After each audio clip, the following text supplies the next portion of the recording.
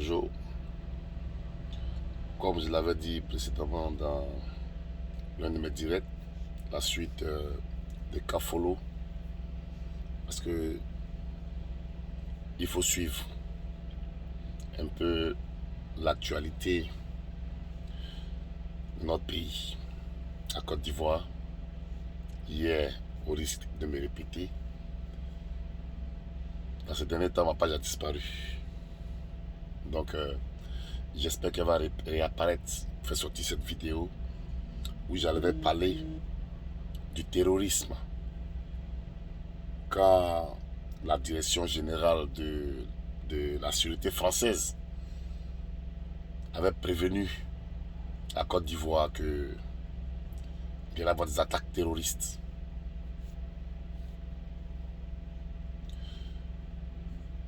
Ce qui se passe aujourd'hui est un peu difficile. Et j'avais dit dans ce direct-là que, si beaucoup d'hommes se rappellent, j'ai parlé de l'islam modéré, j'ai parlé de le christianisme modéré au niveau de la Côte d'Ivoire. Ça aurait fait une chance pour nous, pour ne pas qu'on arrive à s'entre-déchirer. Mais la politique fera un facteur aggravant par rapport à certains commentaires dont j'ai souligné hier.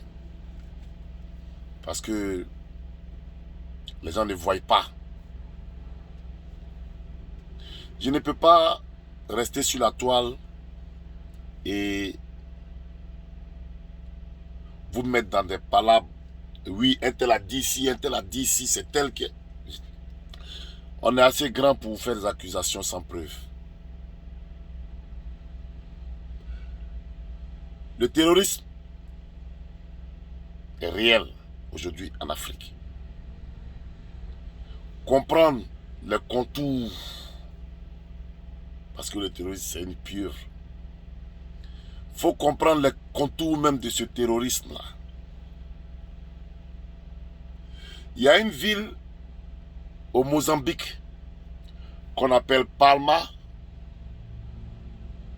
qui a été prise par les terroristes qui, d'après eux, sont liés à l'État islamique.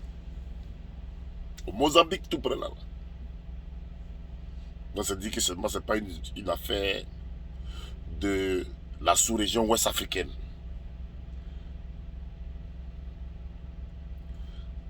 Au moment de l'attentat de Grand Bassam, on nous aurait dit, si ma mémoire est bonne, que parmi ces terroristes-là se trouvaient des Ivoiriens. On attend que les interrogations on attend que les interrogations se fassent pour qu'on en sache un peu plus sur ce qui s'est passé encore à Kafolo et à Tiéini. Il y a des facteurs que nous oublions. Voilà pourquoi je me suis mis du côté d'où je viens. Ça veut dire le pauvre. Celui qui se bat pour atteindre un sommet. Celui qui se bat pour avoir peut-être une pitance quotidienne. Le décès du père Ahmed me fait très mal, même si c'est quelques années de différence entre nous. Le décès du père AGC me fait mal, même si c'est quelques années, parce que je voyais en ceux-là des personnalités vraiment qui pouvaient assumer pleinement la présidence. Donc aujourd'hui, je suis plus qu'orphelin. C'est ce qui motive même mon départ, parce que je ne sais pas manager ma crainte. Je ne sais pas exprimer ma douleur. Parce que quand je vois le travail abattu par feu notre premier ministre, nos premiers ministres,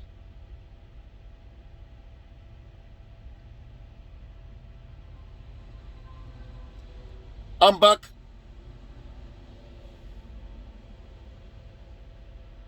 était un homme.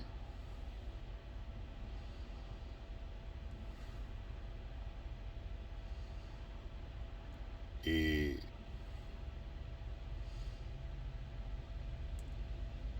j'ai prié Dieu qu'il préserve la vie du président et qu'il accomplisse vraiment, et il l'accompagne dans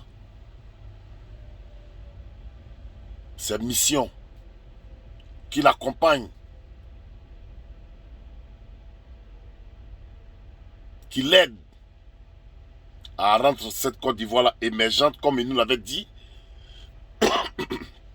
et comme nous voyons les prémices.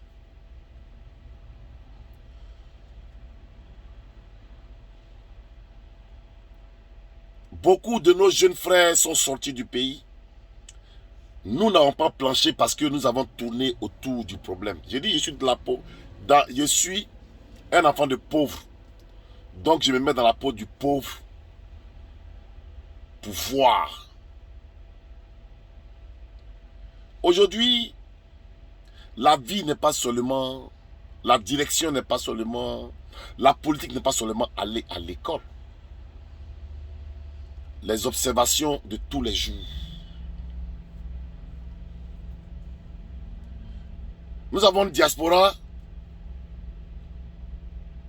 très nulle. Ça aussi, ça accompagne le terrorisme. Parce que la haine, c'est ce qui ensémence le terrorisme. Oui. Ça encourage le terrorisme. Nous avons une diaspora très nulle. Et nous avons des frères au pays qui ne voient pas réellement les réalités du nouveau monde aujourd'hui.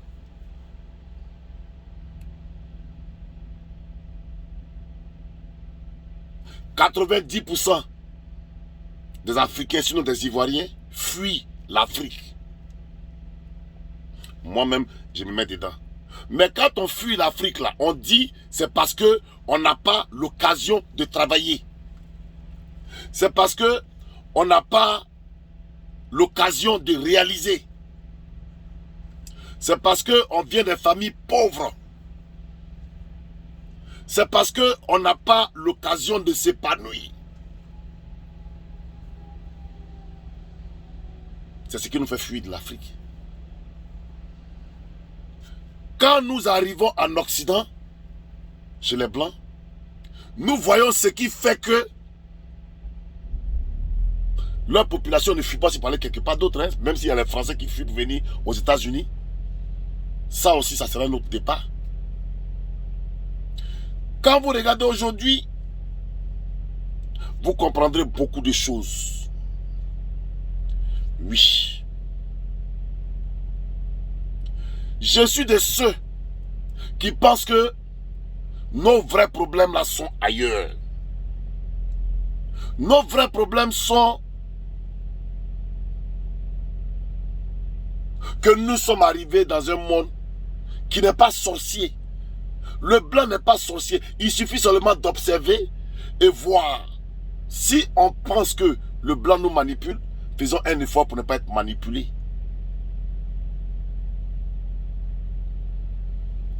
Nous voyons les mêmes multinationales, d'après nous, qui pillent l'Afrique là. C'est les mêmes multinationales là, aujourd'hui, qui mettent les pays, les grands pays, les pays occidentaux là.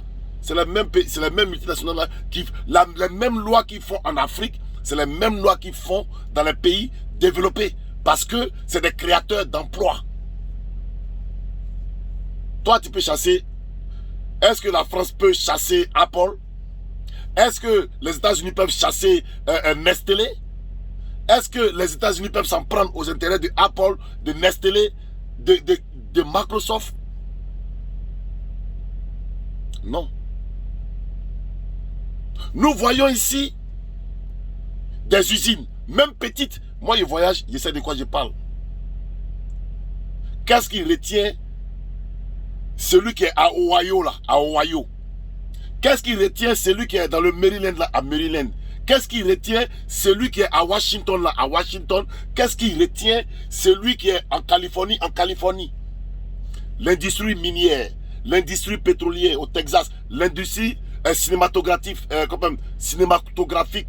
en Californie, l'industrie pétrolière dans le Texas et les petites industries au niveau du nord.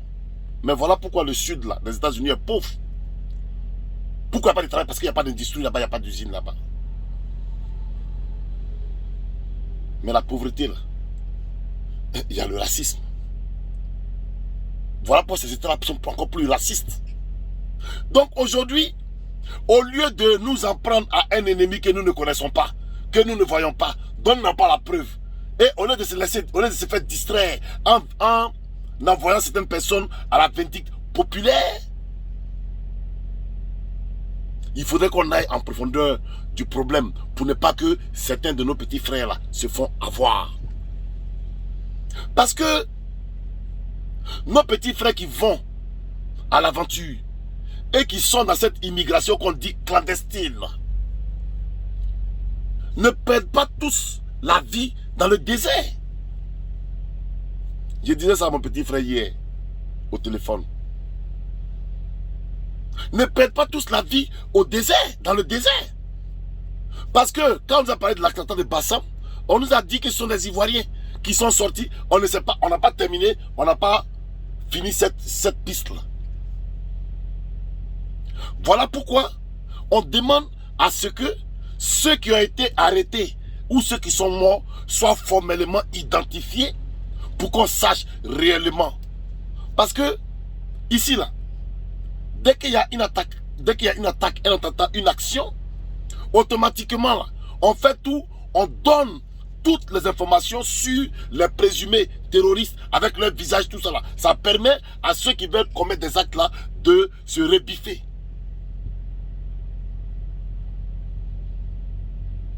Donc aujourd'hui, nous voyons que, pour ceux qui ne le savent pas, les frontières de l'Occident sont en train de se fermer parce qu'ils ne peuvent pas nous recevoir tous. Et nos pays ont des potentialités. C'est toutes ces raisons qui ont fait que j'ai quitté les réseaux sociaux. Hein. Nos pays ont des potentialités. Nous sommes une diaspora. Mais qu'est-ce que nous faisons? Nous travaillons dans ces mêmes usines que nous critiquons en Afrique. Nous encourageons ceux qui sont au pays dans le mensonge au lieu d'aider nos gouvernants à travailler. Mais il y a beaucoup de ces raisons-là qui font que, quand je vous dis moi, je suis d'abord alassaniste depuis le début. Et aujourd'hui, je milite dans le parti qu'il a créé. Parce que pour moi, je pense qu'on peut apporter quelque chose. Mais les grands partis politiques, les grandes causes politiques,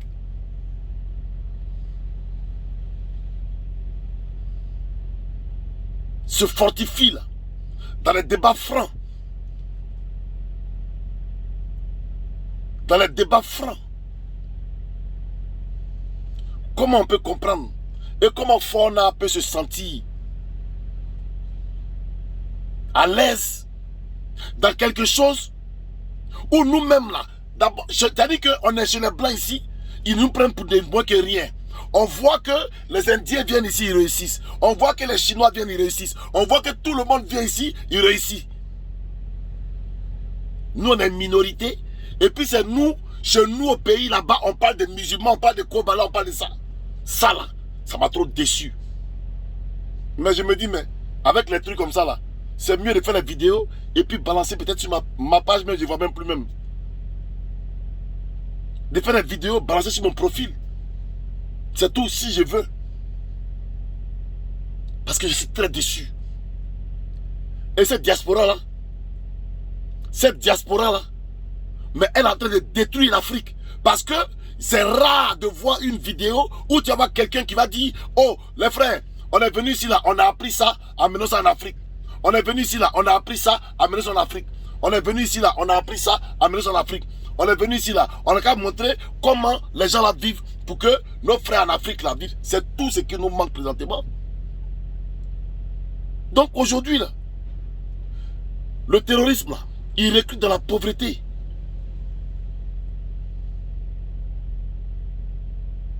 Le terrorisme là, il recrute dans la division.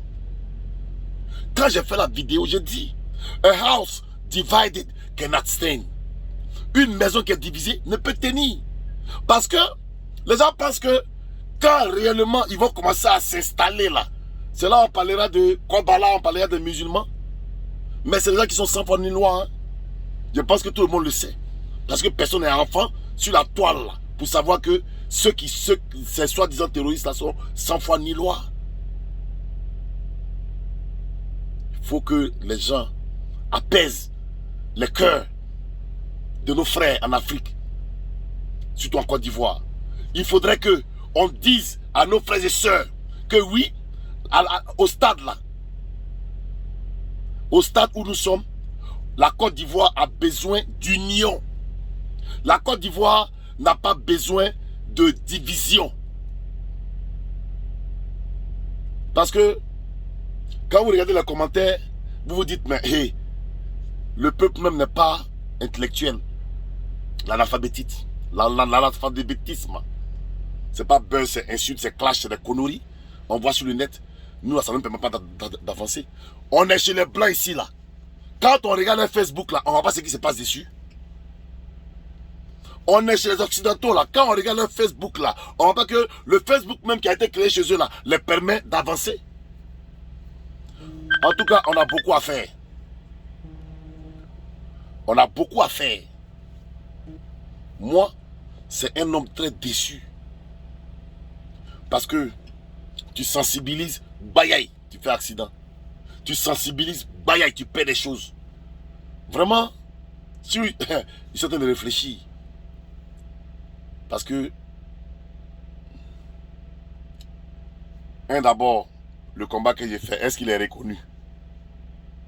C'est vrai, peut-être que je peux dire qu'il y a des coïncidences. Je critique des choses. Et au niveau du gouvernement, ça se réalise. Comme je vous l'ai toujours dit, je ne prends pas la paternité de chaque réussite. Mais il faudrait qu'on arrête notre hypocrisie. Hein. Il faudrait qu'on soit maintenant animé de sincérité. Voilà. Il faudrait qu'on soit dans la logique. Il faudrait qu'on soit dans la logique de voir la Côte d'Ivoire avancer. Sinon, les gens vont toujours partir. Et maintenant, là, il faudrait qu'on craigne parce que c'est laquelle aime attaque en combien de temps. Dieu merci, on avait Amba qui était là. Le nouveau ministre de la Défense, c'est du bien qu'elle dit de lui. Mais il faut le voir sur le terrain. Parce que les ennemis de la Côte d'Ivoire, là, ils savent. Les gens que vous allez suivre sur les réseaux sociaux, là, ils savent comment il faut affaiblir certaines personnalités pour créer des situations conflictuelles et insurrectionnelles. Voilà pourquoi il y a des vidéos, moi je ne regarde même pas. J'ai pas envie de voir, j'ai pas envie d'avoir mal à la tête. Il y a des vidéos comme on voit en inbox qui n'ont même pas de sens. Je vois des gros gaillards qui s'insultent. Des gens qui devaient donner des conseils qui s'insultent. On se lève là. Moi, je ne suis pas venu ici pour faire politique. Non. Je suis venu ici pour voir. Et puis quand je vois là, j'ai dit, c'est comme ça qu'ils sont passés pour devenir là. C'est comme ça qu'ils sont passés pour devenir là. C'est comme ça. C'est tout ça là qui peut d'abord nous sauver. Parce que quand je regarde en Côte d'Ivoire, avec tout ce que le président Ouattara a fait, avec toutes ces transformations là, on dit de lui qu'il n'a rien fait. Donc, c'est pas en politique, au fait de s'insulter matin, midi, soir, de faire des directs à 2 balles, 3 balles là, qui vont faire que ceux qui sont payés vont comprendre. Je m'arrête là. Merci bien. Si j'ai un petit bout de temps, je fais des petits trucs et puis je balance jusqu'à ce que peut-être je change d'avis. Bonne journée et portez-vous bien. Ciao, ciao.